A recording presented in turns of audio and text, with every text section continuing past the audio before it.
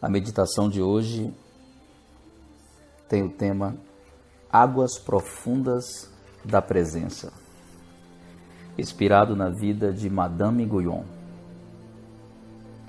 N.T. Wright conta em seu livro Simplesmente Cristão por que o cristianismo faz sentido.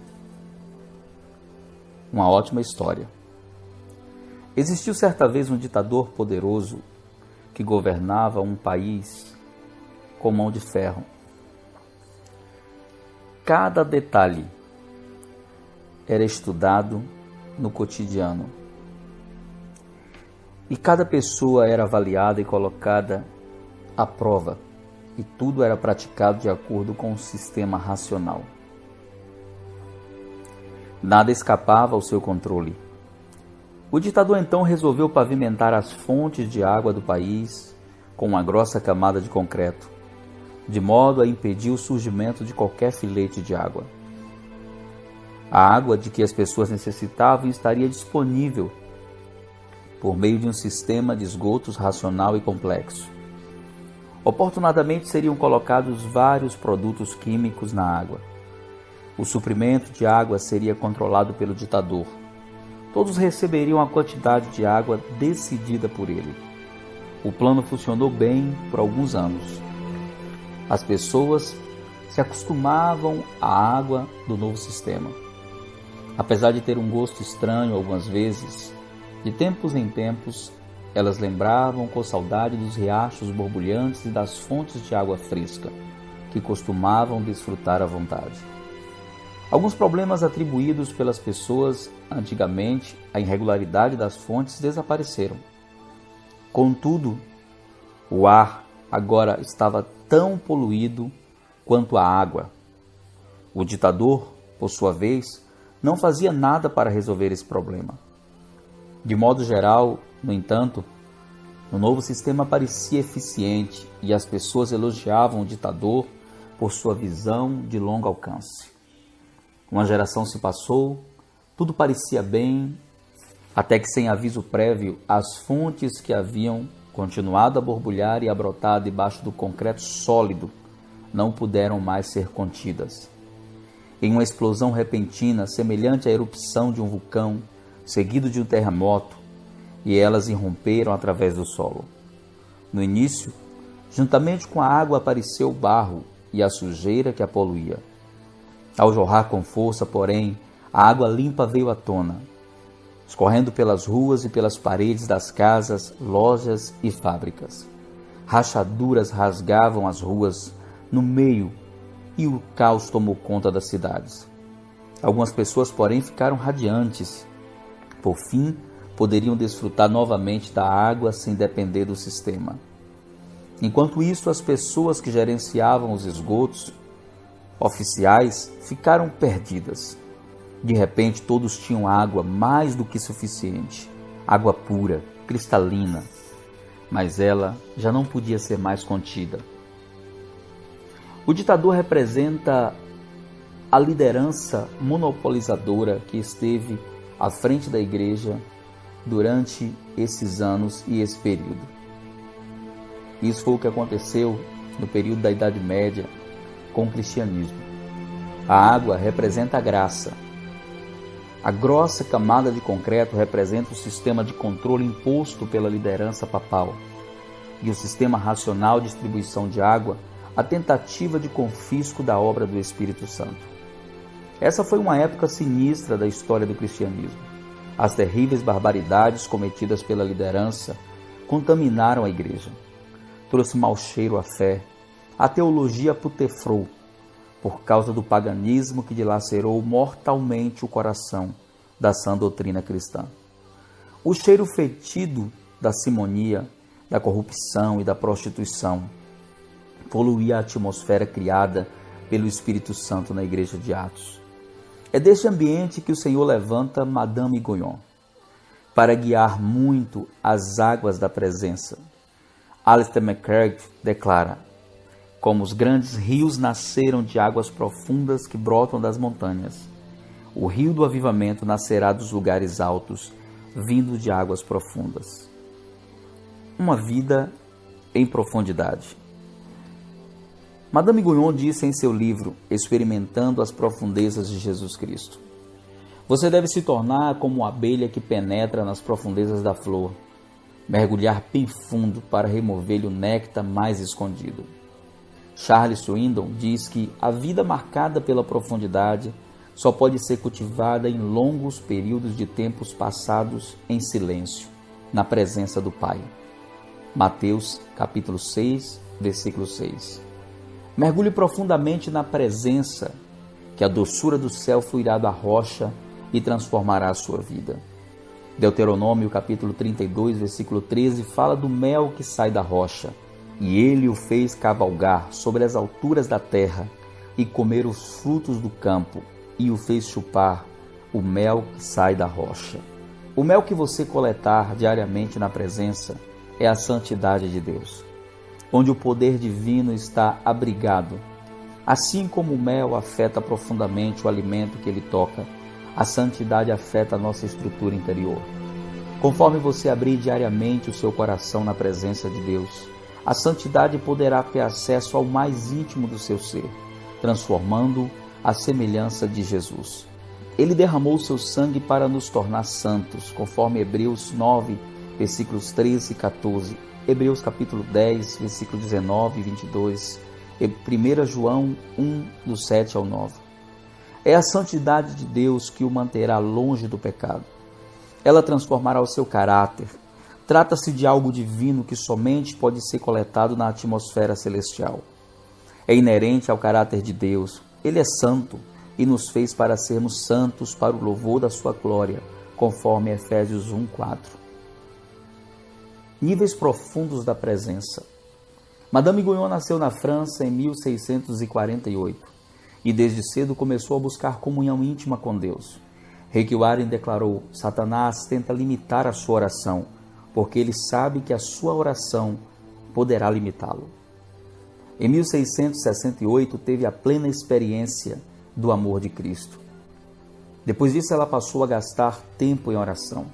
Até 1676, sofreu a perda de filhos, do marido, do pai e de uma grande amiga. Porém, tudo isso serviu apenas para ela aprofundar-se ainda mais na sua experiência com Deus. Embora muito popular e admirada por muitos membros influentes da corte, ela passou a ser perseguida e aprisionada várias vezes por causa da sua fé. Manteve uma enorme correspondência e seus trabalhos preencheram 40 volumes. Seus escritos mais famosos foram Um Método Muito Curto e Fácil de Orar e sua própria biografia, Experimentando as Águas Profundas da Presença de Deus. Os escritos de Madame Guyon, Experimentando as Profundezas de Jesus Cristo e Experimentando Deus através da oração, influenciaram grandemente homens como John Wesley, Watchman Nee, C.S. Lewis, Zinzendorf, Andrew Murray e milhares de outros cristãos, encorajando-os a mergulharem em níveis mais profundos da presença. Madame Guyon amava o Senhor plenamente. Ela dizia: a maioria dos cristãos não percebe que é chamada para uma relação mais profunda, interior com seu Senhor. Mas todos nós fomos chamados às profundezas de Cristo, tão certo como fomos chamados para a salvação. Guyon escreve em seu livro As Profundezas da Oração como você deve se desconectar das atividades diárias e dos sons da terra para ligar-se ao Senhor. Como exercício espiritual definido, ela dizia: primeiro, logo que chegue à presença de Deus, permaneça em sua divina presença sem estar preocupado sobre o que orar. Simplesmente desfrute Deus.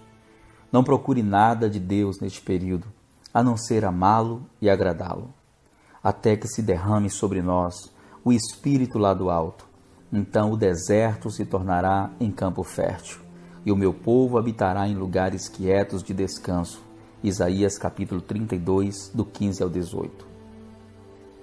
Desejando estar profundamente com o Senhor. O grande missionário da África do Sul, Andrew Murray, que foi influenciado por Madame Guyon, experimentou de forma muito profunda a presença do Senhor em sua vida. Sua obra tocou e ainda toca a igreja no mundo inteiro por meio de escritos profundos, incluindo o Espírito de Cristo, o mais santo de todos, com Cristo na escola de oração, permaneça em Cristo e humildade, os quais são considerados clássicos da literatura cristã. Todos falam da necessidade suprema que temos de cultivarmos uma profunda intimidade com o coração de Deus, através de um tempo consagrado a Ele. Blaise Pascal escreveu: a força da virtude de uma pessoa não deve ser medida por seus esforços especiais, mas por seus hábitos.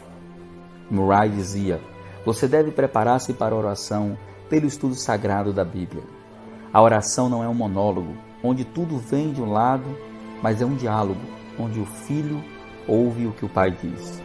Reserve um tempo para apresentar-se com reverência e em silêncio perante Deus. Lembre-se de sua grandeza, santidade e amor. Além da duração do tempo que passamos com Deus em oração, devemos considerar a força com que a nossa oração governa a nossa vida. O valor da meditação. Madame Guyon continuou seus ensinamentos e por isso foi detida 4 vezes, a última das quais por 4 anos, de 1694 a 1712. Ela escreveu as seguintes palavras de uma prisão francesa: o cristão, cuja mente está voltada para o céu, caminha pela fé simples e pura. E quando ele olha através dos seus próprios olhos, é como se ele estivesse olhando através dos olhos de Deus. Esperar em Deus não é ociosidade, disse Bernardo de Clairvaux, mas um trabalho maior do que qualquer outro trabalho para quem não estiver habilitado. Meditar requer tempo e preparação. A melhor preparação geral para a meditação bem-sucedida é uma convicção pessoal de sua importância e uma firme determinação de perseverar nessa prática. Madame Guyon escreveu cerca de 60 obras e compôs poemas e hinos como Eu amo o Senhor, mas não com meu amor, e Longo mergulho na aflição. Guyon sugere que a partir do momento em que se colocar na presença de Deus, leia alguma verdade substancial, faça uma pequena pausa, não para empregar a razão, mas para fixar a mente. O principal exercício é sempre a presença de Deus. Ela comenta que o assunto serve mais para quietar a mente do que movimentá-la com raciocínio. Permita que uma fé vivificante em Deus produza um mergulho profundo, impedindo que os sentidos fiquem vagueando. Isso serve, em primeira instância, para nos despender de numerosas distrações, nos afastar de assuntos externos e nos trazer para perto de Deus, que só pode ser encontrado no Santo dos Santos. Guyon declara: a meditação permite a contemplação da presença divina. Por isso, é preciso ser diligente e chamar de volta os sentidos dispersos para conhecer melhor a Deus. A força influenciadora da oração. Há um grande número de pessoas que, após terem tido contato com Madame Guyon, mudaram de vida por causa da influência positiva desta mulher em suas vidas. Ela era, de fato, uma grande mulher de oração. Ela escreveu: meu querido, uma vez que você tenha dado a Deus, não volte atrás. Lembre-se que um presente, uma vez dado, não está mais disponível ao doador. Orar nada mais é do que voltar o nosso coração a Deus e receber em troca o seu amor. Pela oração, podem viver na presença de Deus com o mesmo esforço com que vivem neste ar que agora estão respirando. Precisamos colocar diante dele o que está dentro de nós, não o que deveria estar. William Shakespeare disse: minha coroa está em meu coração e não em minha cabeça. O novo coração é dado por Deus segundo o seu Espírito. Ezequiel 36, do 26 ao 28. O novo coração é a chave para uma vida abençoada. Ezequiel 36, 29. O novo coração é a chave para uma vida frutífera e vitoriosa. Ezequiel 36, 30. Deus nos dá um coração marcado pela santidade. Ezequiel 36, 31. O propósito da nossa vida é buscar a Deus. É o que fomos criados para fazer. Deus quer que nós o procuremos, longa e apaixonadamente por sua presença. Ela é real e tangível. Ela vai mudar nossas vidas completamente, declarou Rhonda Howard. construindo uma tenda em sua casa para quietasse e aprofundasse na presença de Deus. Construa em sua casa um lugar especial, que será sua tenda da presença, para quietar-se diante do Senhor. Não procure nada de Deus durante esses momentos quietos, a não ser amá-lo e agradá-lo. Deus será a sua própria recompensa, declarou Madame Guyon. Essa tenda será o seu lugar de refúgio. A W. Tozer diz: retire-se do mundo todo dia para um lugar privado, e ainda que seja apenas o quarto, vai valer a pena. Permaneça no local secreto até que os ruídos circundantes comecem a esvaziar-se do seu coração e a sensação da presença de Deus o envolva completamente. Deliberadamente desligue os sons desagradáveis e saia do seu recanto secreto, determinado a não os ouvir. Madame Guyon explica em seu livro Um Método de Oração Simples que, embora o recolhimento seja difícil no começo, devido ao hábito que a alma adquiriu de estar sempre no exterior, quando pela violência ela mesma ali se colocou, o processo vai se tornando fácil, parte pela força do hábito, parte por causa de Deus, cuja parte é de se comunicar com seus filhos amados, concedendo-lhes abundantemente graça, e parte por causa do júbilo experimental de sua presença, que facilita enormemente todo o processo. A oração nos permite ouvir os sons do céu e tocá-lo. 1 Reis 18:41. A oração transforma a terra seca em terra frutífera. 1 Reis 18:42-45, Tiago 5:18. A oração traz o poder do céu, que acelera a obra na terra. 1 Reis 18:46. O Senhor manifesta coisas profundas. Jó 12:22. Ele opera em domínios muito além da nossa capacidade de compreender, mas espera que nós exploremos aquilo que está além do que é óbvio. Alguns dos tesouros inestimáveis de Deus encontram-se escondidos em profundidades tais que muitas pessoas nunca dão o tempo necessário para procurá-las e encontrá-las. Guyon diz que, por um ato de profunda adoração e rendição incondicional diante de Deus, você poderá se aprofundar na presença divina, sem permitir que os sentidos se desviem, mas mantendo-os submissos o quanto for possível.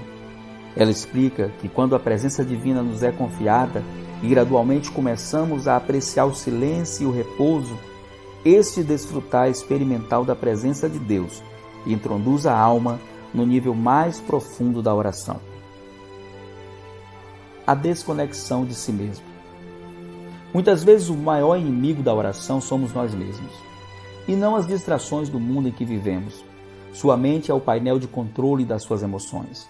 A W. Tozer fala sobre a importância de convergir os pensamentos nas coisas celestes. Caso contrário, você enfrentará dificuldades de manter o foco no Senhor enquanto ora. Você poderá fazer isso até mesmo enquanto trabalha. Pratique a candura, a sinceridade de uma criança, a humildade. Ore pedindo olhos simples. Leia mais daquilo que é importante para a sua vida interior. Jamais permita que a sua mente fique dispersa por muito tempo. Tozer diz que nós precisamos chamar para casa os nossos pensamentos errantes. Contemple Cristo com os olhos da alma. Exercite a concentração espiritual. Tudo o que anteriormente foi dito depende da correta relação com Deus por meio de Cristo e da meditação diária nas Escrituras. Faltando essas coisas, nada nos ajudará. Asseguradas as disciplinas recomendadas, conseguirá neutralizar os maus efeitos do externalismo e nos fará conhecer bem a Deus e as nossas próprias almas. Madame Guyon sabia muito bem disso, quando declarou: não se trata de apartar-se do mundo, há de apartar-se de si mesmo. Ela declarou que a oração é o alimento da alma. Quando nos privamos dela por nossa culpa, fazemos-nos padecer fome a nós mesmos. Uma revolução contra si mesmo. Bill Hybels declara em seu livro, Ocupados Demais para Deixar de Orar, que desde o nascimento aprendemos as regras da autoconfiança enquanto nos esforçamos e batalhamos para ganhar autossuficiência. A oração vai contra esses valores profundamente estabelecidos. É um atentado à autonomia humana, uma ofensa à independência do viver.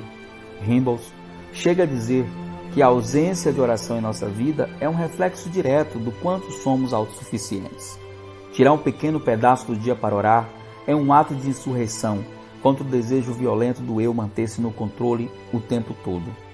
Para as pessoas que vivem apressadas, determinadas a vencer por si mesma, diz Rimbaud, orar é uma interrupção desagradável.